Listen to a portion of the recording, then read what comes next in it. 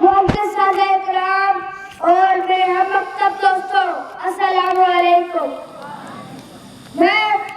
شکر گزار ہوں اپنے سکول مینجمنٹ کا جنہوں نے مجھے موقع دیا کہ میں آج اس شخصیت کے بارے میں بات کروں کہ جو شاعر المشرق بھی ہے، حکیم الامت بھی ہے، عاشق رسول بھی ہے، فخر پاکستان بھی ہے اور فلاسفر بھی ہے۔ جی، میری اولاد ڈاکٹر علامہ محمد اقبال ہے۔ جناب سر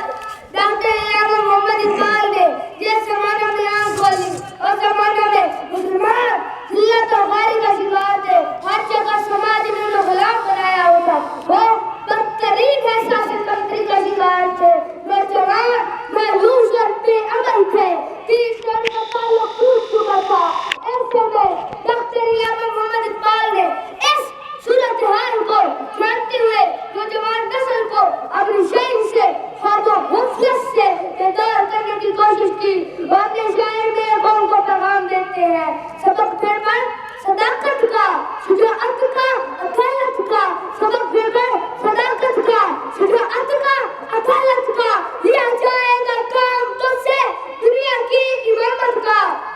جناب سر ڈاکٹر علامہ محمد اقبال سمجھتے تھے کہ مسلمانوں کا عروج صرف اس صورت میں مل سکتا ہے کہ وہ قرآن پڑھے، اسے سمجھے اور اس پر عمل کرے، رسول خدا سے محبت، اس کی اطاعت اور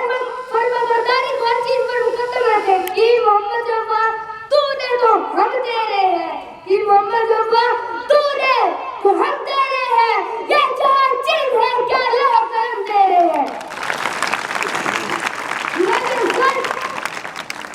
ڈاکٹر علامہ محمد اقبال نے نوجوان نسل کو عمل کا درس دیا اور فرمایا کہ بے عملی انسان کو ناکارہ بنا دیتی ہے، اور کہا کہ خالی بیٹھنے سے کچھ نہیں ہوتا، عمل سے زندگی بنتی ہے، جنت بھی جہنم بھی، عمل سے زندگی بنتی ہے، جنت بھی جہنم بھی، یہ حق ہے اپنی فطرت میں، یہ نوری ہے یہ ناری ہے۔ جناب سر انہوں نے اور صغیر کے نوجوان مسلمانوں کو بتایا تو وہ بہت بڑی قوت ہے، اور ان کا بات ہی بہت شاندار تھا، اور ان کا مستقبل بھی کامیاب ہو سکتا ہے۔ کبھی اے نوجوان مسلم تدبر بھی کیا تو نے،